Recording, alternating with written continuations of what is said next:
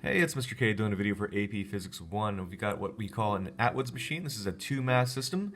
We've got a large mass and a small mass, and they're connected by a rope that goes over a pulley. And for right now, we're going to call this pulley massless and frictionless, but there is another rope that is supporting the entire thing that's connected to the pulley. And we might talk about that later if we have some time. But for now, let's go ahead and just kind of identify what's going on here. We've got mass 1, we've got mass 2. And if mass 1 is heavier than mass 2, then we should know that the Atwood's machine would go like this. Mass 1 would go down, mass 2 would go up, assuming we started from rest. If you didn't want to even assume with that, you could still say that the acceleration of the system would be down for this object and up for this object. And to talk about this appropriately, because we would want to call some direction positive, if M1 goes down, I'm going to call that positive. And at the same time, M2 is going to go up, and we're going to call that positive. And so we've got kind of this clockwise motion that we're going to consider positive. And anything the other way is going to be negative. So any kind of counterclockwise facing vector would be negative. And so a classic question, what happens with the Atwood's machine? And to answer that question, we're going to go and talk about forces. So draw a free body diagram, we got left mass and right mass. This is going to be M1, this is going to be M2, and so here we go. So for M1, we're going to have a force of gravity that's going to go straight down. Now if that was the only force, our acceleration would be that of gravity, or g, and so we just say, hey, we're going to calculate it by doing mg. And right now I don't know what the actual numbers are, all I know is that this is M1. But, you know, countering that on this side will be some amount of tension. And if the tension is the same size, call it T, as M1G, then the thing really won't accelerate. And so for this problem, we want this object to accelerate in this fashion, M1 going down, M2 going up. So we're going to say that tension is going to be a little bit less than M1G. And if we were to write a sum of all forces here, the sum of all forces on this object would be M1G, downward force, minus, going the other way, tension. And I'm calling M1G positive because, well, we said that a clockwise direction would be positive and M1G would be pointing in the clockwise direction here. So I'm going to hold that for now. If you want to figure out what's going on, well, force minus force is still equal to force, and that's going to be equal to M1A, because that's the object that we're talking about. And let's go over here for right now. So M2, you've got a force that is upwards, and that force would be tension. And it would be the same kind of tension as the one on the other side. And you have a force gravity that goes down. And in this case, we're going to say that the force gravity, M2G, is less than the force of tension because, well, it kind of has to be. If this object moves up and it accelerates up, then you would want the upward force to be larger than the downward force. And we're just going to run a sum of all forces equation again. The sum of all forces on this object would be positive thing first, so tension minus M2G, and that's going to be equal to M2A. And so looking at this whole thing, we've got two equations. We've got an unknown tension, we've got an unknown acceleration, but I guess we don't know anything. We don't know M2 or M1. But we can still try to solve this, assuming that we knew numbers for this. And we'll put in numbers in just a second. But if I look, I see that my variables are very similar in these two equations. And in fact, the ones that are in common are going to be the acceleration and tension. And so take a moment, and we're going to solve for tension. We're just going to move M2G to the other side. And that's going to give me M2A plus M2G. And just moving that to the other side there. And I'm going to use that right here. And so if I take this equation, and I plugged it in right there, then that means that I have M1G minus the quantity of M2A plus M2G for tension, and that should equal M1A. So looking at the negative, negative will distribute on through. I really shouldn't need to write this, but I will just for the sake of things. M2G, and that equals M1A. And so if we were going to look for anything, we're probably going to look for the acceleration. So it's A, what's the acceleration?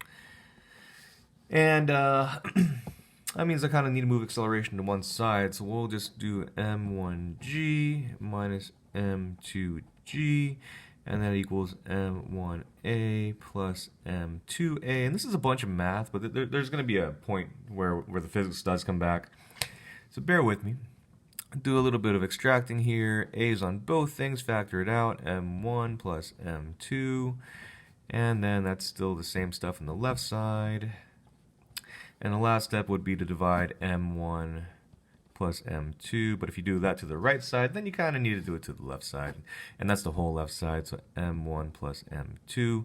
And our result is that the acceleration is m1g minus m2g divided by m1 plus m2. And this is where if you only knew the math, and that looks like just a bunch of math crap. But if you know the physics, then this actually makes a lot more sense. So let's identify the physics. Going back, use a different color. M1G, where is M1G? Well, M1G is right here. Okay, M2G, where is M2G? Let's use a different color. That's over here. And if we look at what these two forces are doing to the entire thing, well, these are the main acting forces causing the motion in the first place. M1G is trying to pull the right side down. M2G is trying to pull left side down, but M1G is bigger. And so the physics would say, hey, this object should, if starting from rest, should start to go like this. And that's what you would expect. Well, the math just proved it. And looks like, you know, the heavier this object is, the more it would want to move and the faster it would want to move. And so that makes sense. And this is kind of the, well, that's the difference in forces, m1g minus m2g, divided by all this stuff, and that's just everything that is there. Well, it turns out that if you really wanted to look at it, you could just look at it as far as external forces, and external forces would be these two, whereas tension would be like an internal force, where one is trying to pull up, the other one's trying to pull up. They kind of cancel each other out. In fact, if you wanted to stretch this whole thing out to be one line, with positive being to the right, your tensions would cancel out. So tensions are internal forces. Here, internal forces don't really move the entire object or the system, but external forces sure do. And so we can just say, all right, what are my external forces? Well, the big one is M1G. Who's fighting it? Well, that's that guy, minus M2G. And because I know force is equal to MA, F is equal to MA, right? How much? That's a force. That's the leftover force anyway. What's the mass we're trying to move? We're looking at M1 and M2 and A, and that's exactly kind of what we got at the end here. We've got the difference between the acting forces is equal to the masses that they're trying to move A, and we just got to move those over, and then we're done. Okay, and the reason why I can do this simply in this problem is because that pulley does not have any friction. There also isn't any mass associated with that pulley. If it was, then it becomes a little bit more difficult, but that's not a big deal. So let's try some numbers. If M1 is let's say 10 kilograms, and M2 is maybe like 5 kilograms, well, that tells me that I've got M1, 10 kilograms, M1's 10 kilograms, that's going to be 10 times 10, that's going to be 100 right there, minus 5 times 10, that's going to be 50, gee, we're using 10, divided by a total of 15, because 5 plus 10, that should work out, so we get an acceleration of 50 divided by 15. And so 15, 3 times, let's see. 50 divided by 15, we got 3.33333. 3.33 continued meters per second squared. And that'll be the acceleration of these two objects. As one goes down, the other one goes up. That would be the acceleration, 3.33333. Now, if you wanted to look at the tension in this rope up here, what we would do is we would draw a free body diagram of that spot. And for that case, we have a tension that pulls upwards. Yeah, because the rope would pull upwards, and we'll call it big T. But we also have, let me make this dot a little bit bigger, we also have this tension on the left side and tension on the right side. And that's the tension due to this rope. And yes, there are two, because we need to consider the rope like it's pulling down on the left side and the rope like it's pulling down on the right side. And that would be the other T from the problem. So maybe we designate this as big T, and these would be the tensions from the problem.